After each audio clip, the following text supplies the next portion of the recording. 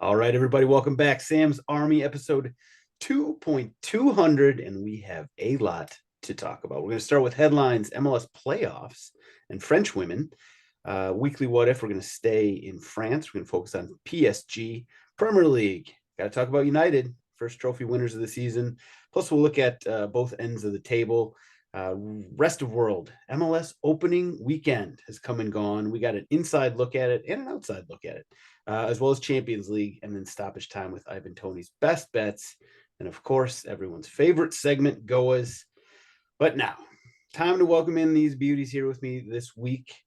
We will start with Mr. Mitchell Goulet, aka Overtime Mitch, coming to us from the mean streets of New York, or somewhere above them at the moment. So how does it feel to get stopped on the street as Andrew Tate's stunt double? It feels like shit. It's horrible. I got a haircut. For those of you who are not watching, go watch on YouTube and you can see it. And within 5 minutes of leaving the barbershop, I was told by a complete stranger that I look like Andrew Tate, and I had my glasses on, so I can see it. I can see so it. I can kind of see, and it fucking sucks. I hate that guy. So I walked back into the barbershop and asked if they could, glue a little bit of my hair back on, because I do not want to be associated with him at all. Amazing. I completely redid the intro question as soon as you mentioned that. So thank you for that in the preamble. Also, Mikey Fowler is back. Mikey, updated odds on you being in London as a resident in the next 10 to 12 months. Dropping down to 30%. Oh, what's happening here? I still think it's no. I mean, that's a big number percentage to upward move to the UK. Listen, the enthusiasm of a 3-2 victory over United at home makes you dream of many things. Okay, but as we've all learned as the seasons progress, sometimes your expectations need to be managed a little bit.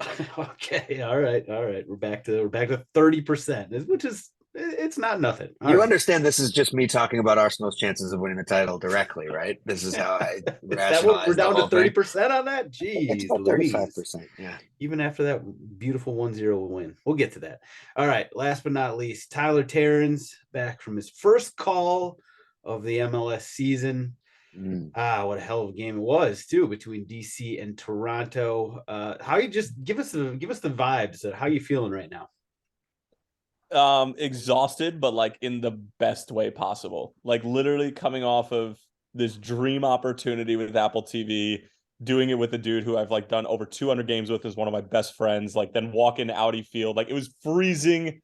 And there was a lot going on production wise. It's a new journey, and it's new from a television standpoint. And that means formats are changing into like just a lot on your plate. But then for the game to be what it was, and like for it to finish the way that it did, like couldn't ask for anything else. But it's been a long weekend, and a lot of like just needed to be switched on at all times. I had a great sit down with Wayne Rooney, Benteke, and Click like the day before the game, and just like had to take a moment in the hotel and just sort of be like, all right, like this is a different level. This feels bigger. And then the game was just unreal. But yeah, I'm riding all sorts of highs right now.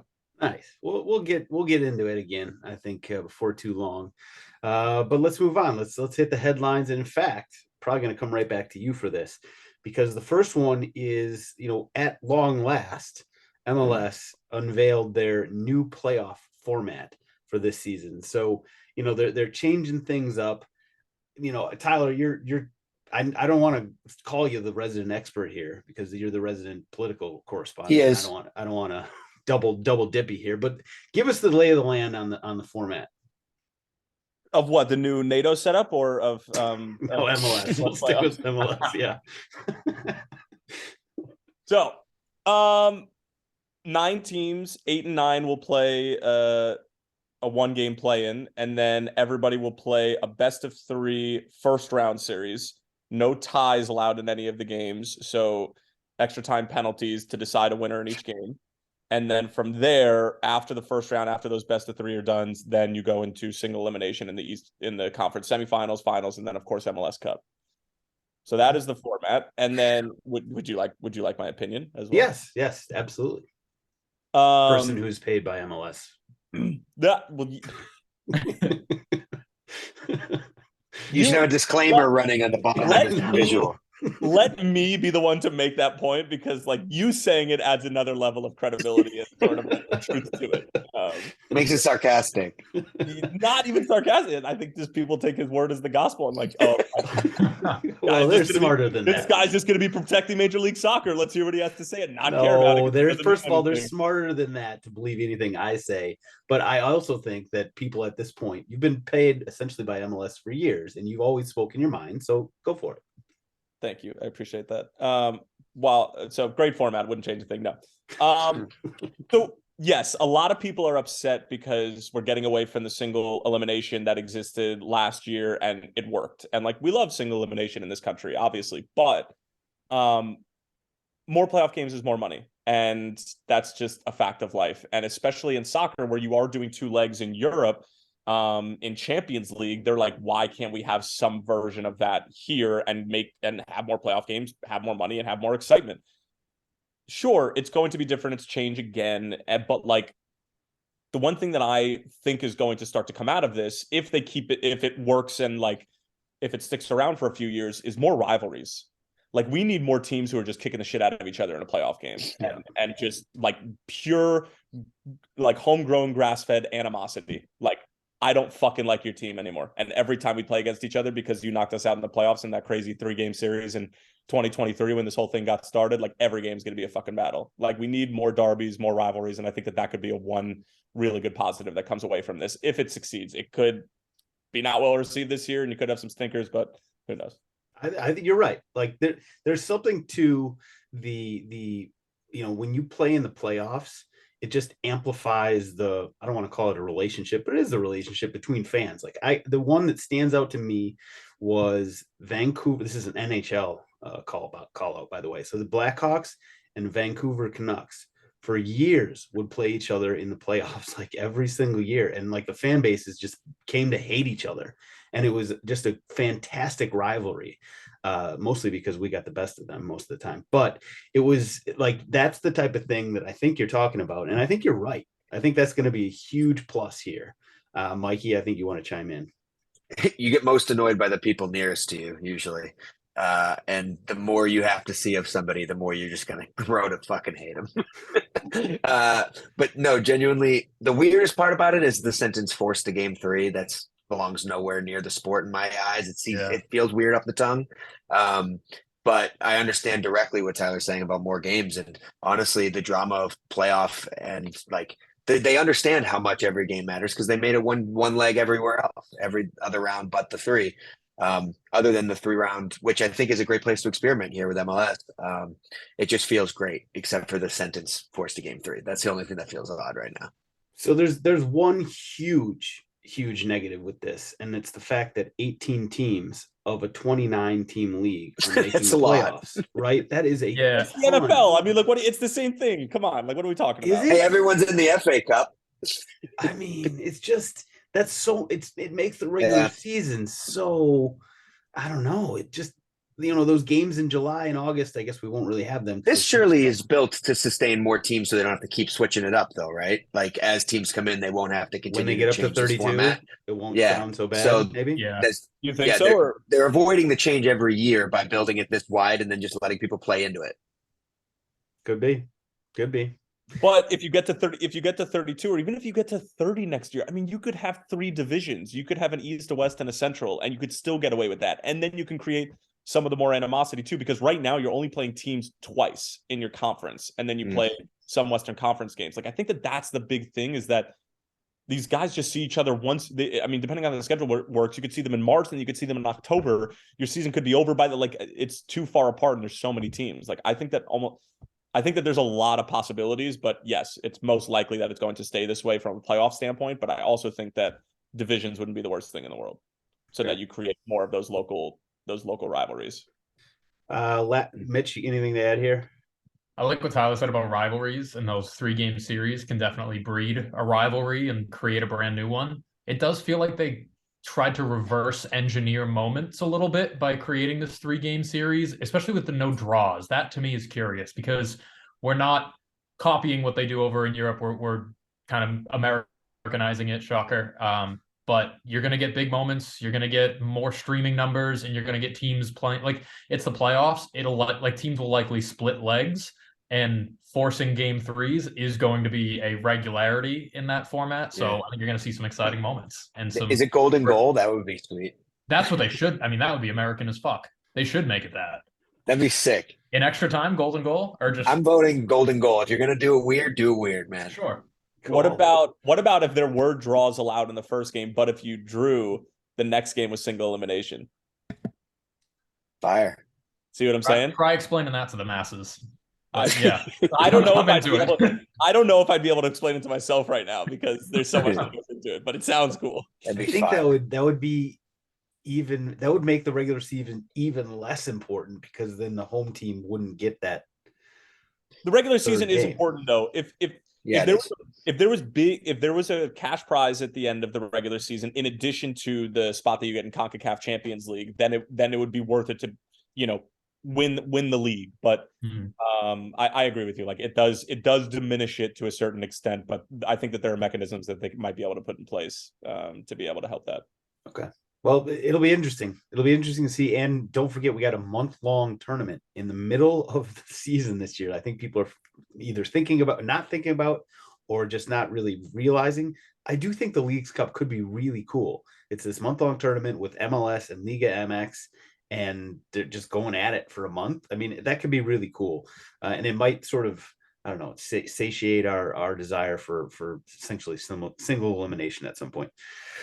Okay, move on. Other headlines. So 3 of the top French women who, were about to play in the Women's World Cup this summer just announced that they are saying thanks but no thanks, and not playing in the tournament. So they're led by Wendy Renard, who I think a lot of people will know is their, sort of, I think Mikey compared to Virgil van Dijk, and that's probably not far off. I mean, she's a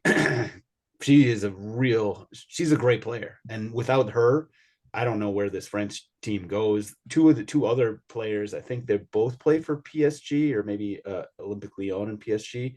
Kata Diani and Marie Antoinette Katoto. So they are also stepping away. So yeah, just the whole French team is obviously in sort of upheaval at the moment. This comes on the heels of, number one, the Canadian national team, women's national team, raising serious concerns with how they're being treated by their federation. Also, just Spain, the Spanish national team, like 15 players are either like sitting out or refusing to play under the current coach. There's some serious issues that, maybe are sort of flying under the radar right now, but fast forward a couple of months, when people really start to sort of realize the Women's World Cup is in their, as I said, front view mirror last week, because I'm an idiot. When the Women's World Cup really starts to come to the fore, like, these issues are going to become bigger and bigger. I don't think there's anything else to say at this point. It stinks. Like, you want the best players playing in the biggest tournaments, so it just stinks. You guys have anything to add on that, or we go to weekly what if? All right, so weekly what if time. Staying with the French theme here. So shout out to, who was it? It was international_bag 208. Somebody sent this to me. So international_bag 208 on Reddit. I love when you read out the names. I mean, they got to give them a shout out, right? Because but saying the word underscore is funny. Sorry, continue. I know. Is there a better way to do it? No. Okay. No. You're perfect. I'll just twist the wind. Perfect. Okay. So they said this on Reddit. Somebody sent it to me, because I don't know. I just never check Reddit. But where would PSG finish this season? Let's say 2022, 2023. Where would PSG finish if they played in the Premier League? Oh, Mikey, God. I know that this is the type of, academic research assignment that I feel like you enjoy. What are you thinking here? Are we taking into consideration the length of time it takes normal players to assimilate from the French league to the Premier League? Oh my God, no.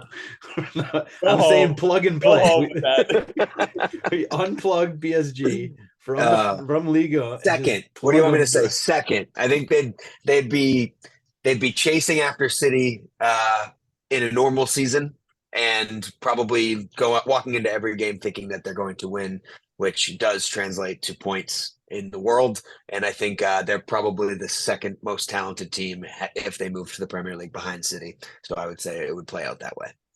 Okay, interesting. I mean, obviously they're top end talent. In reality, their outside backs would not be able to adapt to the Premier League overnight, Sam. This is bullshit. That is a new low for Mikey, using the weekly what if to insert his reverse his reverse jinx with Arsenal being third in this hypothetical. Fuck you. That's awful. It's awful. You should be embarrassed, sir. He asked a question, I answered it. That's about it. Well, listen, their top end talent. Nobody is going to, sort of call you like Messi, Neymar, Mbappe. Obviously, they got a lot more than that. But does PSG have like the depth and that sort of thing that could beat? I don't know. So, Mitch, what do you think? I don't know. We don't have the depth, and we're in first. So it's like, interesting question on the back of 2 wins, because they recently went through a run of form that was not PSG like. But they're finishing top 4. Yeah, they're finishing top 4. It's like they'd be one of those teams that can blow the doors off someone 5-0 and then next week like draw Southampton 1-1. It's just they're fickle. They struggle to get results sometimes. Like they get points in Ligue 1, but like I watch their games because I gamble on them, and it's not like they're not dominant. They win. They come away with 3 points just about every weekend, but it's not a dominant game. It's not, they don't control possession. It's really kind of end to end, more than a Premier League would be. I think they would, are we taking into account the time that it takes to get acclimated? Because it's a fair point. Like it's a different game. So maybe they would bring their French game and they would come in and they would run house. They're finishing top 4 for me. I'm not giving you a number though, because I don't know. All right, but you're not saying champion. No. Okay. Tyler? I don't think they would. I think we need to take into consideration how much time. No. You do. I can't believe Mitch actually said that seriously. Like I thought Mikey was joking. Mitch was being serious. I'm never joking. But I think we need to take in consideration that like their Ligue 1 games, from a mentality standpoint, like they don't care. It's a league. It's a league that they know they're going to win, but they also like don't care about and don't need, even though the expectation is that they are going to win. So it's PSG and Champions League. That's the PSG we're taking. Because if they went over to the Premier League, they'd be like, screw all these people who think that we can't play in the Premier League or that we play in a garbage league, and they'd be trying to prove something. So top 2 potential. Okay. But so agreed. That's a good point. But then if we're talking about PSG in the Champions League, they always come up short. Always. So does City, though. Can I ask a follow-up? Who scores more goals, both healthy all season? Mbappe or Haaland? Haaland has pretty much proven that he's going to be the default answer there until proven otherwise, to me. I mean, a few months ago, I would agree, but Mbappe is so good. I'll go with Haaland, but it's not like I don't think Mbappe's game would translate to the English. You think he needs some time? Okay, Piers.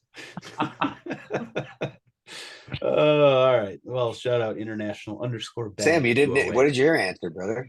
I think that they would come up short. They would find a way like PSG does. I think they're talented as all get out, so top 4 is an absolute yes. They would be top 4. I don't think that they'd compete. I don't think that they would have it to win the league. I don't think they'd have it. They get too many injuries. They need a new manager, but then it would be fine. too many injuries. Christophe Gaultier, you're not a big fan of his. Got to Sean Dyche. Yeah, right. Give them that Premier League new that they need. All right, let's go to Premier League. So, well, first up, let's talk about quickly. The first trophy I won't malign it and say it's a trinket. It's a trophy, I guess. Has been handed out. Manchester United has won it fair and square. They beat Newcastle. They were the better team on the day. Anybody with any thoughts on that game, or does this at all change United? Mike, let's go with you first. Does this sort of change United in your mind at all? Like, are they more serious? First of all, I have a huge issue with you doing the whole this thing never matters. It doesn't fake believe it's all bullshit, and then considering it a trophy once you see a ceremony on TV. That's bullshit. Second, I did really actually enjoy the game. I thought the Newcastle support, especially late when they were even down, was pretty cool to see. So a nice reminder, as it's the first final pretty much in the English league, a nice reminder of what you're playing for and how big these moments are, which is always cool. I thought they did a good job, and obviously Wembley's great. So I think United is as in form, and I am a little bit both more proud of the result in January, but I don't think I took them as seriously as I do now then, as a team and as a unit. I think they're very transformed under Ten Hag. They need a couple more pieces and they'd be really fucking good. And I think this was an indication of that. Newcastle are aiming at something totally separate this year than this trophy. And I think that United needed this thing more, and usually that team comes up on top. So good experience though to watch a final. I enjoyed it. That's an interesting point. I bet the Newcastle fans would disagree with you, but just in terms of the players, I think you're probably right. That's a fair point. Karius in a final was great too. Sorry. Karius in a final. We talked about that last week. He was the most interviewed Newcastle player afterwards as well too. None of the backs, none of the midfield, not Bruno Guimaraes that worked his ass off all game. It was the keeper, Loris Karius, who hasn't played for an English club since 74 or something. I think Tyler would be able to tell you exactly when last game he played was. No, go fun for game. It was a Champions League final, was it not? It was. It was. I thought I was missing something when like the books had United at plus money. I was like, what is I looked at lineups and everything. United are the more informed team there, and they went out there and proved it first half. Game wasn't over, but it never really felt like Newcastle had a chance to come back into it. Even that flurry at the end when they were, throwing the kitchen sink forward, didn't think it was going to happen for him. And I agree that like Newcastle's aspirations at the beginning of the league might have been different than they are now.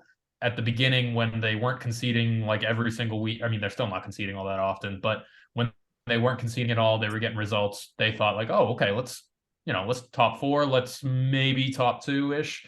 Now I think they're fighting to get that like 6th spot. It was a fun game.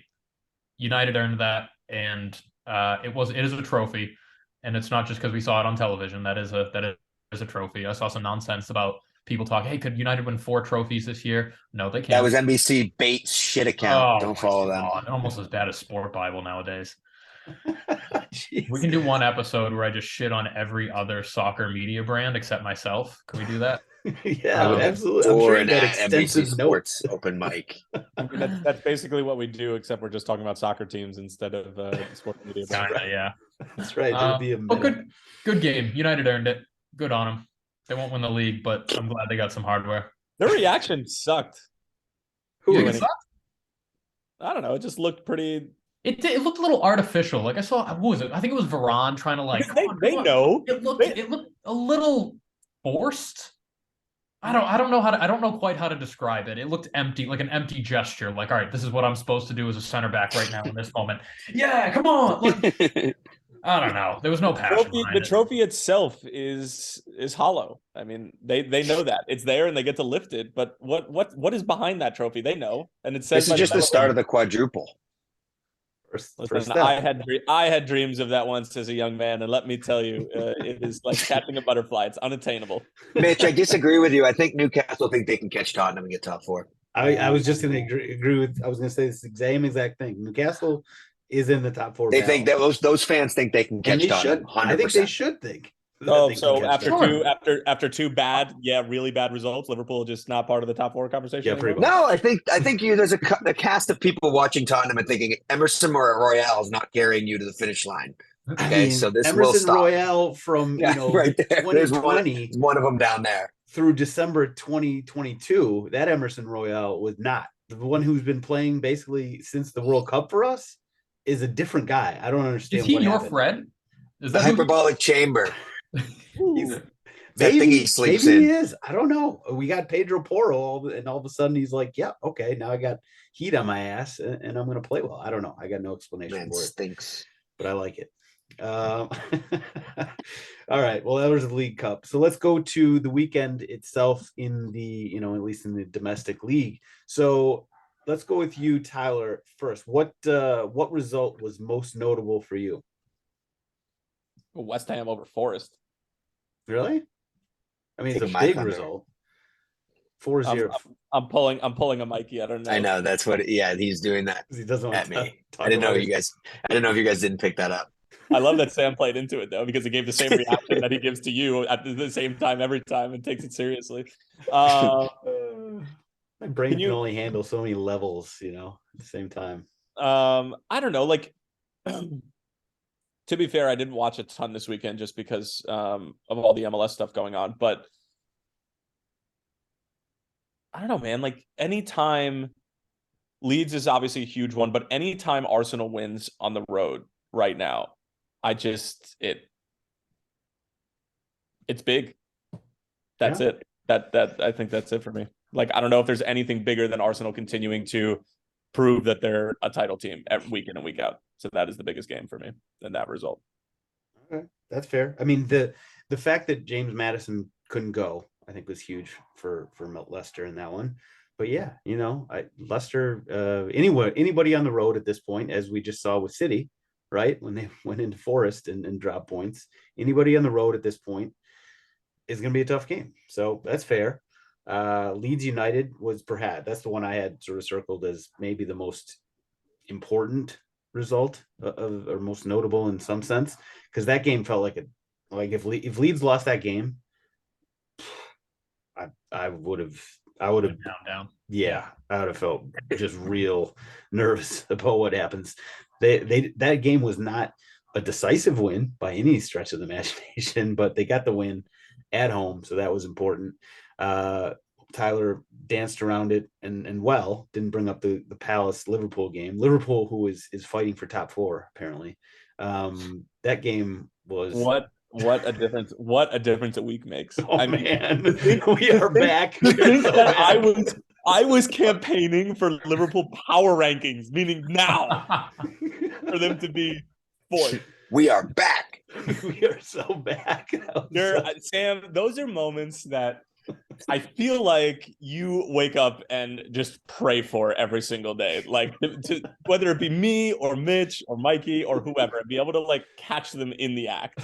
It is. It absolutely is. It's normally me. I catch myself saying something stupid and I just don't. Yeah, but now with the videos and you could show my face while there's another layer of shame and remorse that I have. But it was great. I mean, listen, anyway, you guys, sorry. we'll get to Champions League, but you were up 2-0 on Real Madrid. And I just want to say, I stopped answering people on Twitter. Okay, this is a public for all of you. Okay, I was getting killed.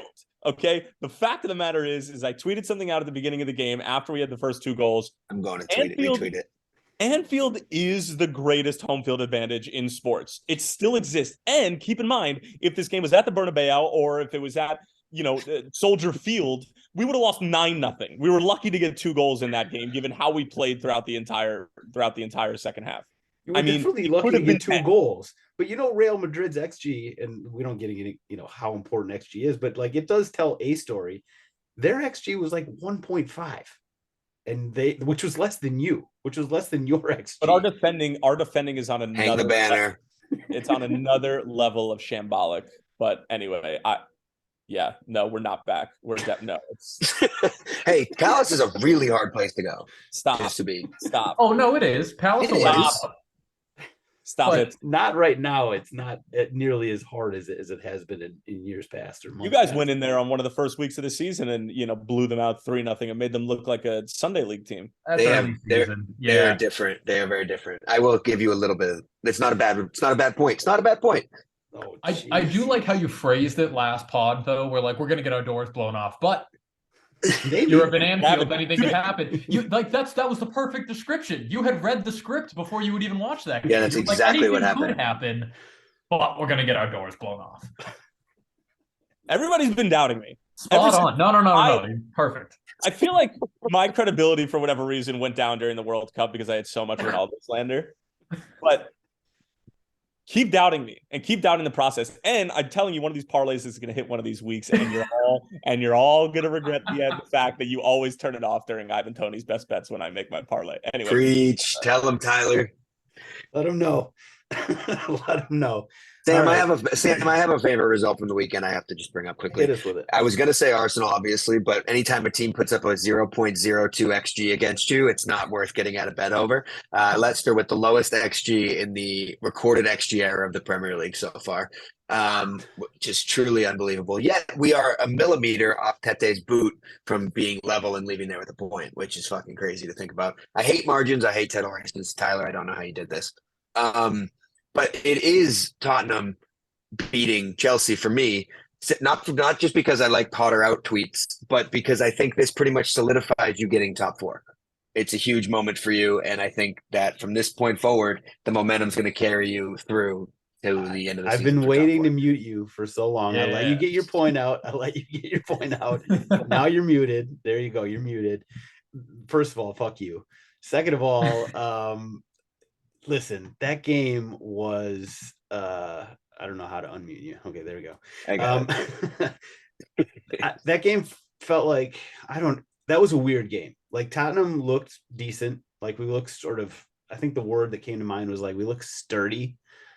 We didn't look like world beaters. Chelsea looked the opposite of fluid. Awful. They looked disgusting. They were so bad. They're At bad. no point, like when we play Chelsea, it's just usually my mindset is, okay, when are the doors going to come off, or when the wheel's going to come off, like of us, and like they're going to get something. And it just after about 30 minutes, I was like, this is not happening for them. Like they are so bad. Their offense is. I'm out of words to describe how bad they are offensively. The most informed Chelsea player is Pedro over at Lazio. It's disgusting. They are terrible. They're just bad. They're really bad. I don't know. Like, great so joke. If Roman was the owner, Potter would be gone. Like, there's no chance Roman would be. I would just like to say I got one half of my power rankings right last week when I said Chelsea were a relegation team, because that seems to be the case. That team that played this weekend looked like a relegation. They've got so much talent, though. I don't quite understand it. But Potter, on your attacking signings at 82 minutes after you go down 2-0. What? Crazy. That's bad. What? Why? Why? I'm stealing this from Twitter, but people are saying that the All or Nothing documentary about keeping faith in Arteta is the most useful thing going forward to ruin clubs from the inside out. And they're sticking with Graham Potter as long as possible. I mean, listen, he's already proven that he's not a complete joke as a manager. So if you give him enough time, I believe that he would be able to turn it around. It's just a club like Chelsea that it's not in their DNA to give anybody enough time. I was shocked that Arsenal did it. You guys did it, and you made the right decision, clearly. But like I was looking at teams that have had, essentially overhauls. There's like United. You got to give Ten Hag credit. That guy has just revolutionized that club, and he did it in a short time span. Or Arsenal, where you just had faith in a coach who had a plan, and we didn't have enough money to fire him, and a good or that too, but with a good young core as well. And Arsenal's made good moves in the transfer market. So, I mean, there's paths for Chelsea. They've got so much talent. Like they didn't spend 600 million on nothing, right? I mean, those guys are talented. Whether they can put them together in the right way, I mean, God only knows. But right now, holy shit, that team is god awful. Anything else? Everton lost to Villa. Yeah, the magic wore off. Arsenal's game in hand we've been talking about for seemingly 4 months is this Wednesday against Deitch after losing to him promptly last week. That's interesting. It's worth noting. Yeah, Wednesday. Hey, you guys get to play on Wednesday. That's gonna be weird. Let's see what else. What else? I think that's about it. We won't go through power rankings. We did it last week. We don't have to do it every week. So let's quickly, the weekend coming up, which actually includes the week you mentioned. Arsenal has their game in hand against Everton. That's at home. And Liverpool play Wolves, also at home on Wednesday. And then there's this weekend, actually, there's some big ticket games. So Mitch, let's go for you, or go to you first. What so we got City Newcastle, we got Liverpool Manchester United. On the other end of the table, we got Forest Everton, and we got Chelsea Leeds. What games stand out to you? I think that first one you mentioned, City Newcastle, we need Newcastle to channel that anger that you felt after losing that cup final, put it all into the other Manchester club. Just get all that frustration out. Give it a dirty tackle, give it 3 goals, give it whatever you need to. Because if Newcastle actually have aspirations for top 4, they're going to need to prove it in this very game right here. So I'll be a Newcastle fan at 7:30 Saturday morning. Interesting. Yeah, listen, you're talking to the biggest Manchester fan around. I would say Newcastle did kind of prove it early in the season when they played City, right? I mean, that was kind of the game for me that was like, ooh, this Newcastle team is kind of for real already. But yeah, it's great. Obviously, that's going to be a huge game. Of course, it's the Saturday morning 6:30 freaking kickoff. Well, that's because you're Central Time. Nobody operates on Central Time. I know 7:30 is still no better. Liverpool United's worth noting too. I don't want to be the one to talk about that. I'll leave that to Tyler, but that'll be an interesting one. He's very good. Talk about it. Talk about it. I'm here. Talk about it. Okay. You were back last week. You were kind of back for a little while, and I was almost ready to hop on that bandwagon with you and really kind of ride off into the sunset, because I knew you guys were never a real threat. So I was ready to half-heartedly support you in all of this. I think I'll keep it up this weekend, but just for this weekend, because we need a result. I think you guys are going to get your doors blown off again. So you're rooting for them, but you're also saying it's not going to happen. Yeah. In my heart, I'm rooting for them. In my heart, I'm rooting for a draw. Realistically, it's not going to happen. Yeah. Look, no, sorry. We'll pick up 3 points. Yeah. I mean, it's at Anfield. We might draw or lose to Wolves, but we'll pick up 3 points against United.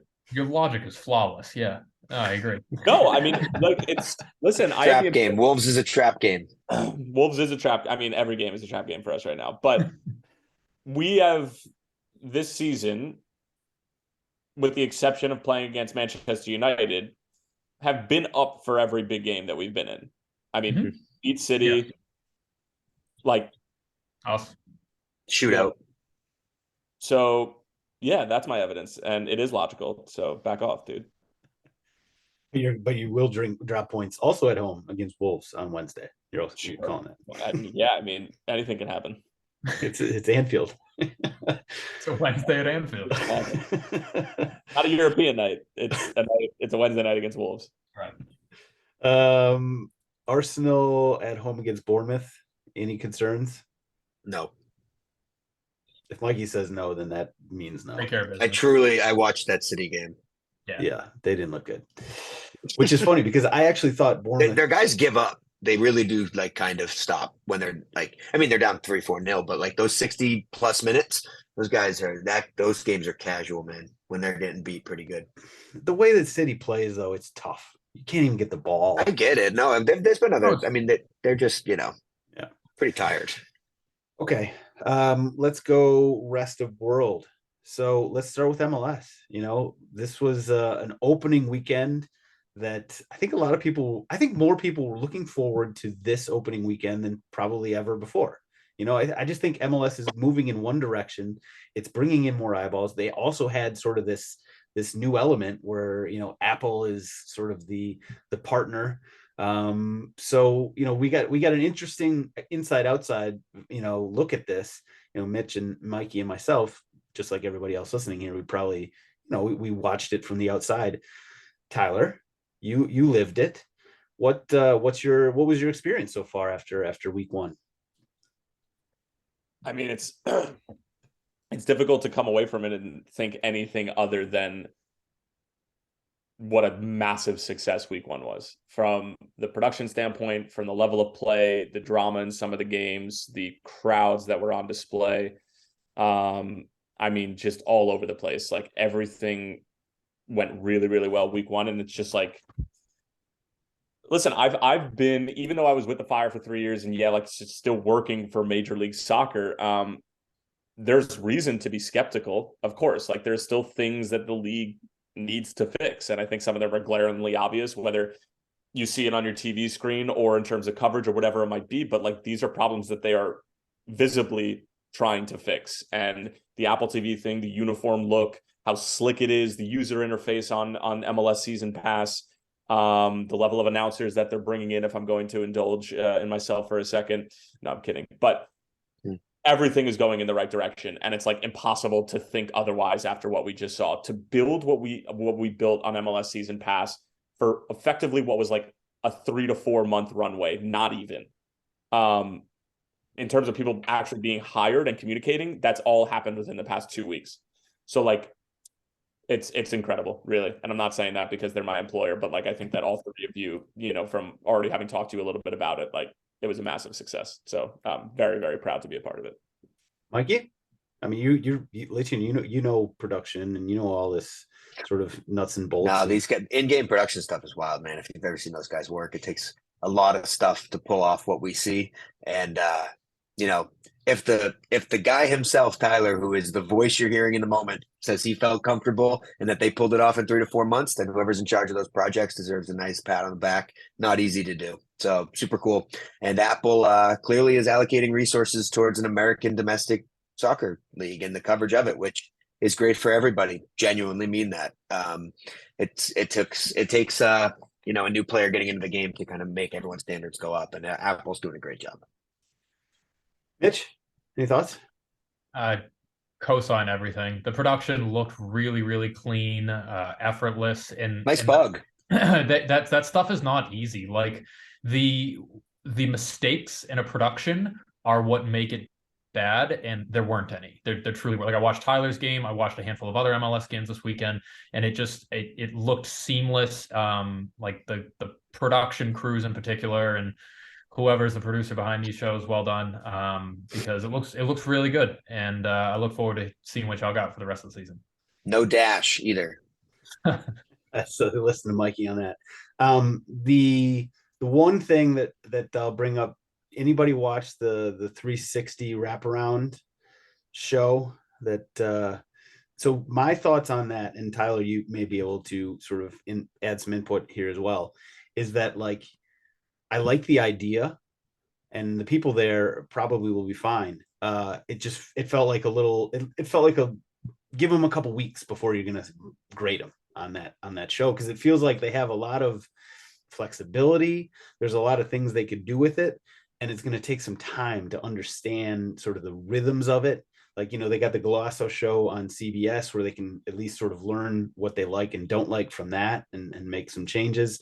I like the idea, and I thought the people that they had on there were probably, were fine and good. Give them some weeks with reps.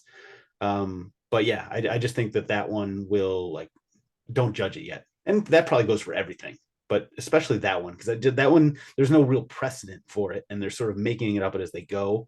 So I like the idea. I like the personnel. Give it some time to gel would be my reaction to it. Okay, well, I'll co-sign. By the way, it did not hurt that there were some great games that happened this weekend. Late goals, right? I mean, listen, Tyler's game sort of may have been the best of the bunch. Austin St. Louis was right there with it. Like, those games, both of them 3-2, both of them late goals. I mean, were there 3 goals in the last, 10-15 minutes for you, Tyler?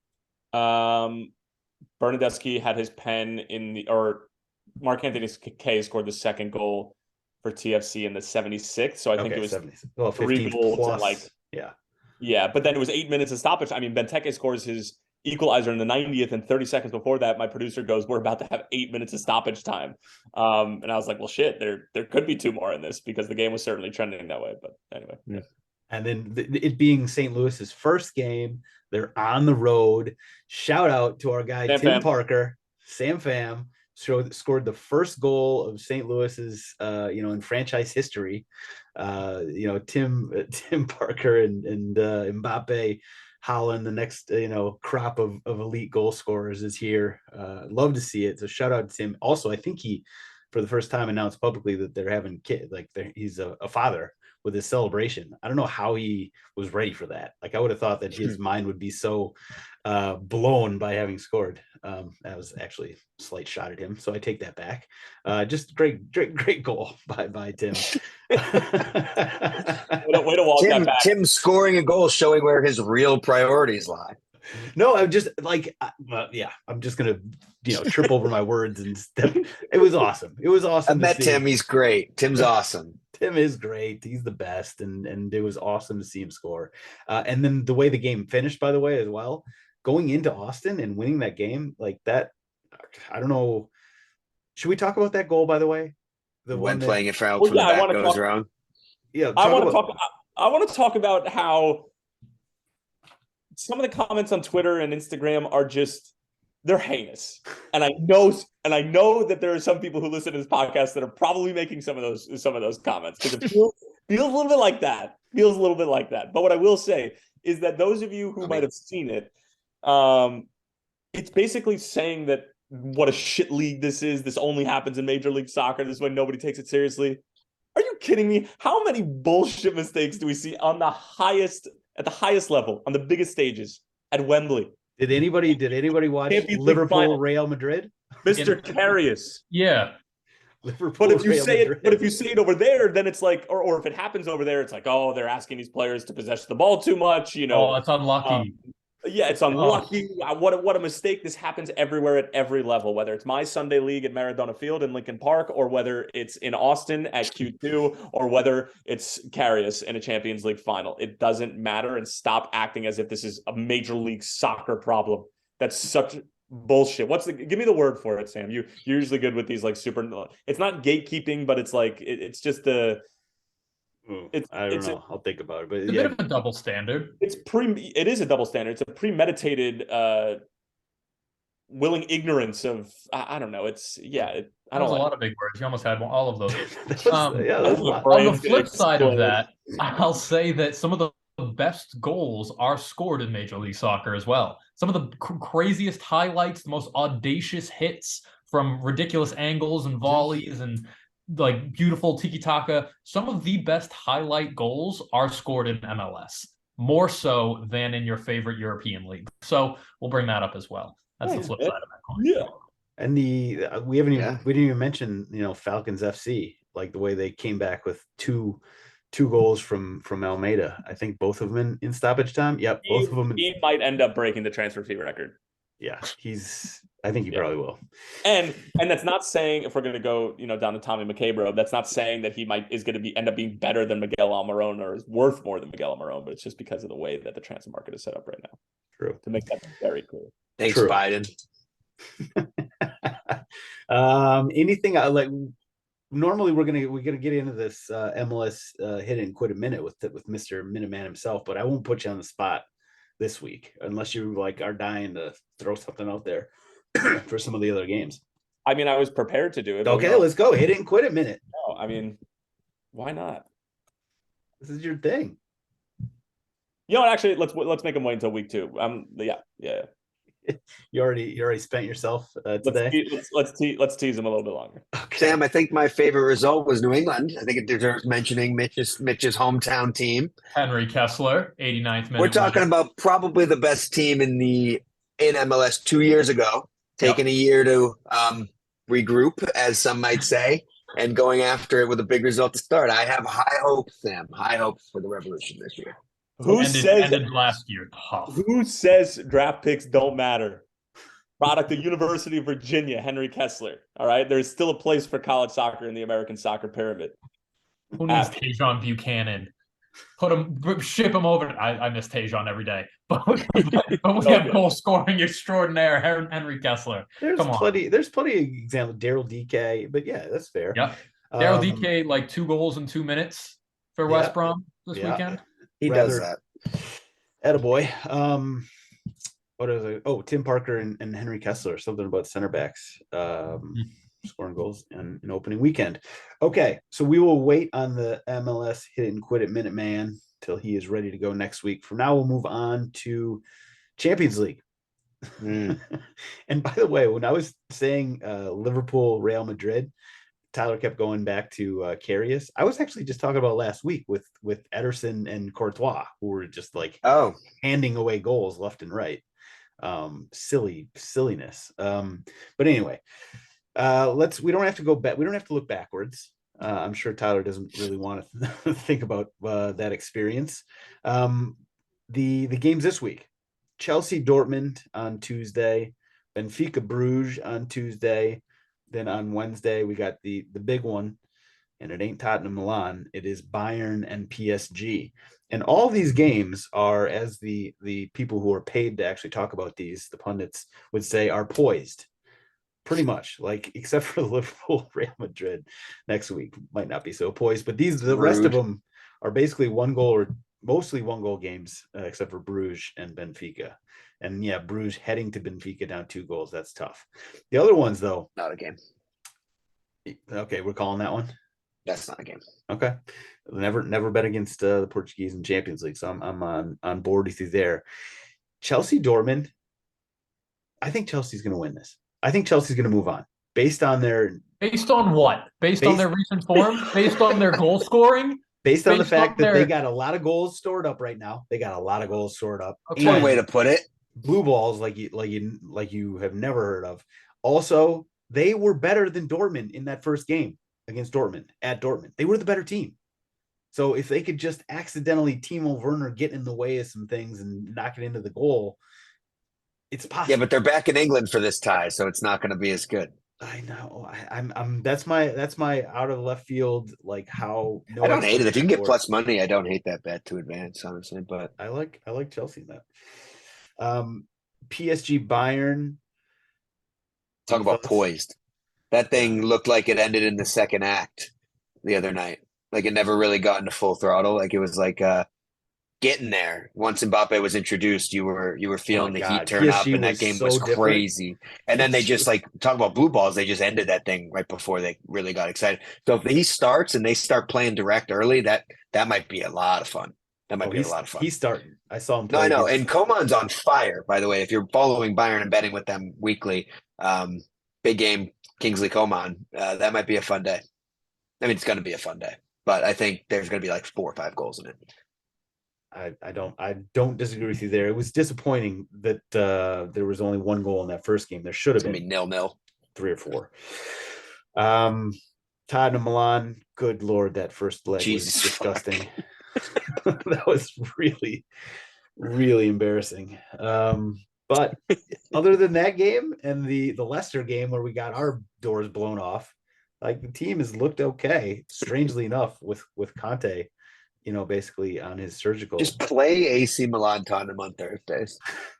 We belong there. Let's be honest, we belong there. Yeah. So I have a weird feeling that we somehow find a way to get through there. I don't know why. Don't disagree. Anything Emerson else on listen, he's Emerson Royale 2.0 now. It's different gravy. Anything else on the Champions League front? I think we just move on. So quickly, the Concacaf Championship, is that what we're calling it? U17 Championship came down to the final yesterday. We lost. The USA made it. We lost to, I can't remember who we were playing.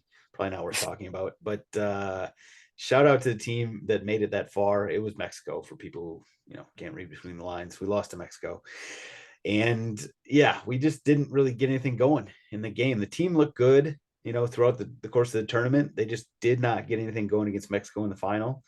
Shout out to Mexico. They needed a dub. It's been a while.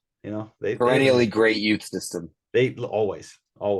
They win the Olympics back in the day. Yeah, they're dominant under 18. They just can't translate it. So shout out to El Triste for getting a W on the board. It's been a while, so congrats to you. All right, let's finish strong here. Stoppage time, starting with Ivan Toney's best bets. I know Tyler's already working on his 6-leg parlay as we speak. So I won't go to him because I know he's still calculating the odds. I'll go first. I think Chelsea to advance is my lock. They're moving on. There's no reason for it if you look at their results, especially if you look at most of their performances. If you look at their goal scoring tally, it's basically done and dusted. There's no reason not to believe this shit. There is literally no reason to believe that they're going to move on. But I think they're moving on. I think João Felix scores a goal. And this is now I'm really going off script here, but like I think João Felix scores a goal. What minute? Now you're starting to sound like me, all right? There's only one guy who's allowed to be ridiculous about betting here. This is not my best bet, by the way. This is just I'm sort of riffing. I think in the 67th minute, João Felix scores a goal. They go to extra time. They go to penalties. They win it on penalties. Kepa's the savior and hero. But my best bet is Chelsea to advance, and I bet it's plus money. Mitch or Mikey? Mitch has one. Mitch looks like he's ready. Yeah, I got one. Nothing fun this week, but it is going to be a parlay. It's Newcastle +2 because they're playing City and they do not concede all that often, even to good teams. The line is plus minus like 1.5. Newcastle +2, just be safe, and then Arsenal to score in the first half. That brings you to exactly plus money. That's Arsenal are going to come out strong. This is against Bournemouth, by the way. Arsenal will score in the first half. Take them against Everton, too, if you really want to. But Arsenal come out strong and have in just about every game this season. And when they score first, they win. That'll bring you to even money. I don't want to say it's free money, but, Okay, I like it. It's a good bet. Yeah. Newcastle they're tough to score against. Plain and simple. I mean, I'm staying in that game, too, but I'm going the complete opposite way. I'm going for like a plus 500 here. I think I'm only saying this because I hit it last week and I have to try it again. I'm trying these on I don't know if you have an exclusive partner yet, Sam, but FanDuel's anytime goal scorer and anytime assist. You pick one player for each, put them together. It's about plus 500 usually. And I had Trossard to assist and Martinelli to score, and that ended up working out. So I'm gonna go Bukayo Saka to score and Odegaard to assist is plus 539. Put a little bit of sprinkle it on there. And I think Bukayo's due and Martin Odegaard's due, and they both have numbers so far. Home to Bournemouth is where you get out of that slump for both of them. So I love that bet. Placing it as we speak. All right, I like it. So Chelsea, by the way, Chelsea to go through is plus 120. So I'm in plus money as well. All right, Tyler, what's your 12-leg parlay throwing at us here? So we have a draw between Chelsea and Leeds. We have a Nottingham Forest, an angry Forest team, defeating the Evertonians. And you're going to pair that with a Liverpool 3 points, and you're looking at plus 2,400. Draws bring those things up big time. Good for you. Oh, you got to hit one of these. One of these has to hit. This one's hitting. This one's hitting, and it's only plus 145 for Liverpool to win the game at home against Manchester United. They know something. Only. Okay, let's close it out. GOAWs time. I'm gonna go first in GOAWs because it kind of parlays into Ivan Toney's best bet corner here. So my GOAW is going to be Casemiro, and it's for a number of reasons. One, I feel like he was, if not the most important player in that United side to win that cup final this weekend. I like the way he plays with a bunch of passion. But the real reason is my GOAW is because he, at the end of the game, was yelling at Bruno Fernandes to pass a ball. Now, I had a Bruno Fernandes assist. That was the last leg of a real sicko hours parlay that I had. I had Xavi Simons of PSV to score. I know. I had Messi to score. And I also had, who else? Eric Choupo-Moting of Bayern to score. Real sicko hours shit. I had myself a weekend. And the only thing I needed was a Bruno Fernandes assist. And he had that little outside of the foot Trivela pass that he kind of misplayed to Rashford at the end. And then he had another opportunity where he could have passed for a very easy assist. And so, I'm glad someone got on his case for not passing that ball. And so congrats to them for winning that that cup final, but more so congrats to Casemiro for fighting on behalf of my bets that didn't hit. So Thank you, Casemiro. I'm Good happy for him. your sicko bet. Yeah, I mean, I don't know if we've like really talked much about Casemiro because Rashford sort of gets all the headlines because he's been scoring all those goals. But my God, Casemiro might be the most important player on that team for that team. I don't know. I'm not convinced because they gave him a contract of what, 3 or 4 years. I'm not sure how that will play out, but man, right now he is so important for them and he's playing incredibly well. So I'll give him a shout out too. Different reason for you, but fair enough. I like it. Sicko hours parlay, and Fernand screwed it up. Yes. Okay. Go at time, Mikey. You ready to go? Yeah, so 2 of them. One is a sad one. I feel obligated to update the group on me and Larry Nance's junior night out in New York that didn't happen. I was sitting in the stands. We had reservations after the game, and he rolled an ankle pretty bad in the first quarter and required immediate assistance and had to nix our plans for the evening. So that's my sad Goa. Larry Nance, rest in peace.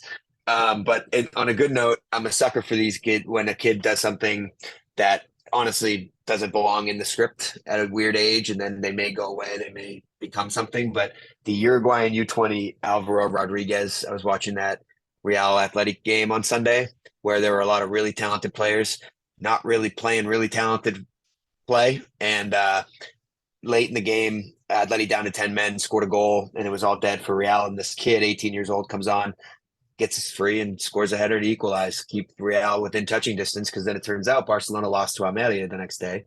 So there might be a race there. And I think this kid, rightfully so, feels really good right now. And that's a cool Goa story. So he's a young kid, Alvaro Rodriguez, but remember the name. Awesome. Yeah, that's a good shout. I watched that game. He brought something that they were lacking at the, For sure. They were dead. Real Madrid looked so just like out of it.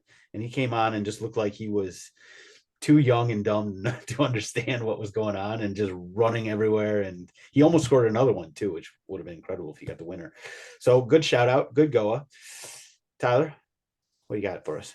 All right, I got 2. One is goodish / bad. And it's for you sick fucks who are listening to this, who all kept me very humble and accountable after what happened in on the red side of Merseyside. But yeah, I appreciate all of you, while at the same time saying that none of your tweets mean anything to me. It didn't bother me one way or the other.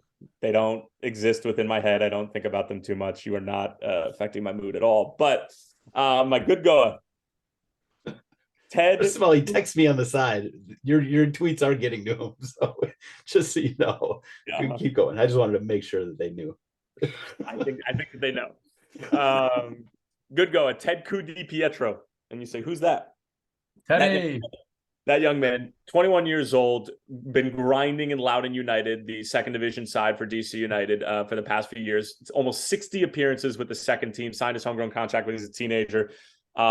Made like several appearances last year, first game of the season at Audi Field against TFC this weekend, and the kid comes on and not only scores the game-winning goal in the 98th minute, had the assist to Benteke in the 90th, and just came on and totally took the game by the balls with Michael Bradley, Bernardeschi, and legends running around him, and just decided to take over the game, and DC get 3 points. Can't write shit like that, even if it is Apple TV. I had the distinct privilege of watching him play at GA Cup in Dallas, Texas a few years back, and I personally filmed one of his goals at the Cup. Danced on this one kid, really like put him in a spin cycle, and then a real clean finish too. And that was what, 4 or 5 years ago now. So his name's been on my radar for quite some time, and then to see him come on and play the way he did in an MLS match is pretty fucking cool. Shout out Teddy. All right. Good ones all. I'll add to the mix. So number one, I got a couple honorable mentions as I often do. Number one, Watford's Ken Sema, who did the interview after he scored a brace. I can't remember who Watford was playing, but then he did the interview and just basically, he has a stutter and he just totally embraced it. Like, it was like a just normal thing. And it was awesome. You never see sort of athletes do that. You sort of, and you would understand why. in this day and age where, anything different is sort of automatically like, oh, must be bad. Like it was just so cool to see him so comfortable in his own skin and just sort of basically saying without saying, yeah, I got a stutter. Who cares? Like, this is me. And that was awesome. And I'm sure it probably had a lot of a big effect on people who have the same issue and deal with the same thing. So shout out to him. Also honorable mention, goal line technology. Goal line technology got overruled by VAR in a Europa Conference League game. How the fuck does that happen? what like they went to the video monitor and they're like, I've seen goal line technology get wrong. It was wrong in a Sheffield United game back in the day. Do you remember this? It went in the near EPL, post. The goal line technology yes, was wrong. Villa and Sheffield. Sheffield, Villa I believe. and somebody who went down. Somebody ended up going down because of that. It might have been Sheffield. I think that's is that true?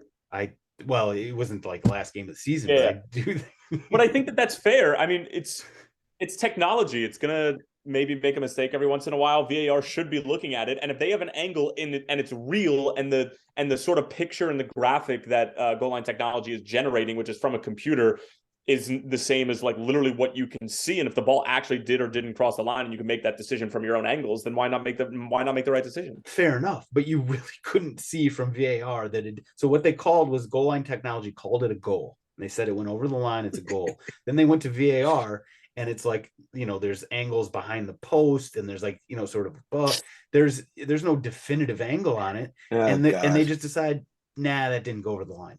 We're not giving a goal. And it's just like, yeah, that's first of all, I don't know. I don't know what to say about that. Fucking kill me. Right. You're just undermining your entire system by doing that. It was just so I mean, that if there was some weird betting going on there, then I would totally understand it.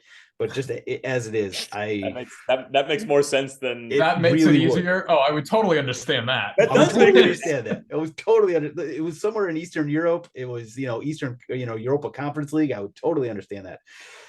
Okay, but now for my actual Goa, it is Southern soccer fans.